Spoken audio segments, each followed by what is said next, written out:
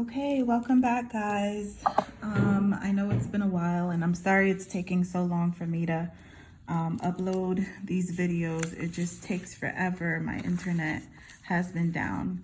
At any rate, today we're going to continue our unit on polygons and quadrilaterals. We're on lesson 5-3, but before we begin, we're going to work on the POD from lesson 5-2. So for the problem of the day, it says, the first question, it says, find the measure of one interior angle in each regular polygon. And we know a regular polygon is basically a polygon with equal lateral sides. So all of the sides and angles are congruent to each other. And we know that the formula for that is parentheses n minus 2 times 180 divided by n. So for the first one, A, it's a hexagon, which is a six-sided polygon. So once you plug in the numbers, each angle measure is going to measure 120 degrees. For B, this is an 11-sided polygon, so I call that the 11gon because it has 11 sides. And once you plug in the numbers into the formula, you get approximately 147 degrees when you round. A regular 23gon, it has 23 sides. So therefore, when you plug it into the formula, it's approximately 164 degrees when you round it. Now for the second question, it says, which of the following lines is not parallel to y is equal to 2x plus 1? So the first thing that you need to know is, if it's parallel, right? If lines are parallel, what does it mean for the slope? If lines are parallel, that means that they have the same slope. So you're looking for, since the slope of this equation is 2, right? You're looking for an answer choice where the slope is not going to be 2 because it says not parallel, right? So when you check out all of these answer choices, when you rearrange the equation, this answer choice B is the only one where you get a slope that is not 2. So your slope becomes 1/2. So this is the correct answer, B, because it's a different slope. It doesn't have the same slope. All of the other answer choices have the same slope of 2. All right, and now for the last question, it says Kayla was cutting right triangles from wood to use for an art project. 2 of the right triangles she cut are shown below. If triangle ABC is similar to triangle DEF with right angles B and E, BC is equal to 15 centimeters and AC is equal to 17 centimeters. What is the measure of angle F to the nearest degree? So what I would recommend you do is reread this problem again. And then I took notes. So what do I know about similar triangles? Similar triangles have proportional sides and the angles that are corresponding are congruent. So if they want me to find the measure of angle F here, I know that angle F is corresponding with angle C. So therefore, angle F and angle C will be congruent. Now I know in triangle ABC, that's the only triangle with given information. So in order to find angle C, I have to use trigonometry to find out the measure of angle C. So when I use trig, I have to set up an equation. They gave me the adjacent side and the hypotenuse. So I know I'm going to use cosine, but I'm using cosine, the inverse cosine function, because I want to find the angle measure and not the length of the side. So once I set up the inverse cosine function, I get my ratio is going to be 15/17.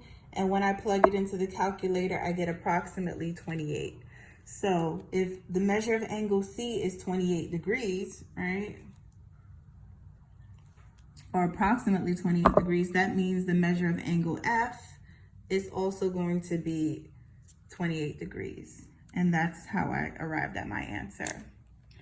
All right, if you have any questions, feel free to send me a comment on Google Classroom and I'll be able to assist you further. But here are the answers to lesson 5-2, problem of the day, okay? All right.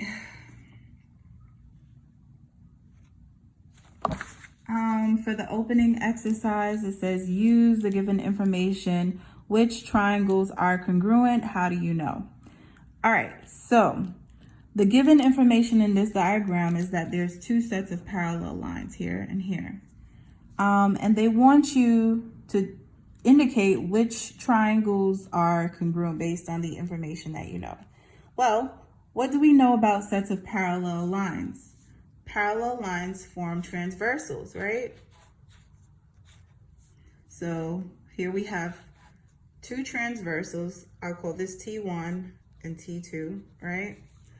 And these are the parallel lines here. And it goes both ways. These could be T3 and T4, right? Those are the transversals going in the opposite direction. And we know the angles are going to have special relationships, right? So we have alternate interior angles that are congruent. Same side interior angles are equal to 180. They're supplementary, right? Corresponding angles are congruent, and so on and so forth. What we'll need to know here is that this angle is going to be congruent to this angle. This angle is going to be congruent to this angle, right?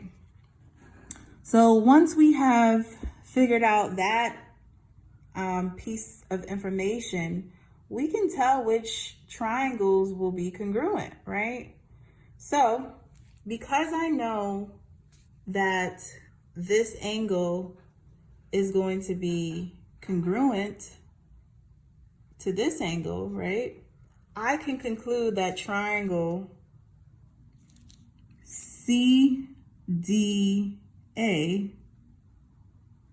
is going to be congruent to triangle CBA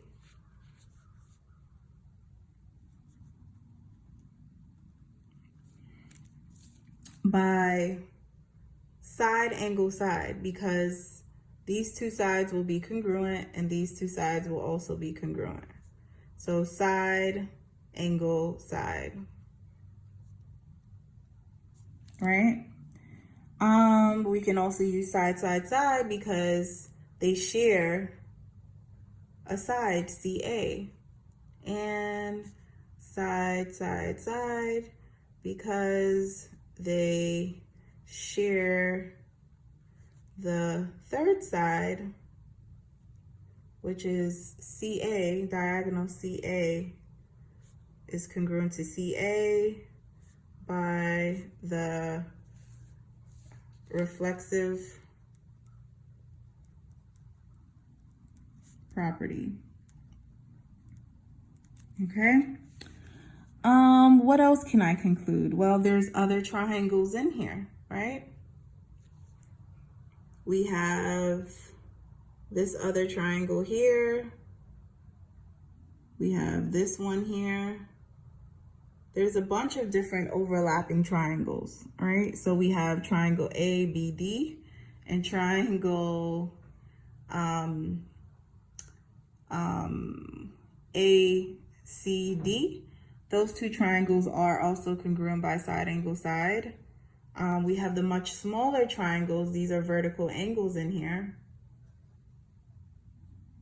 which makes them congruent,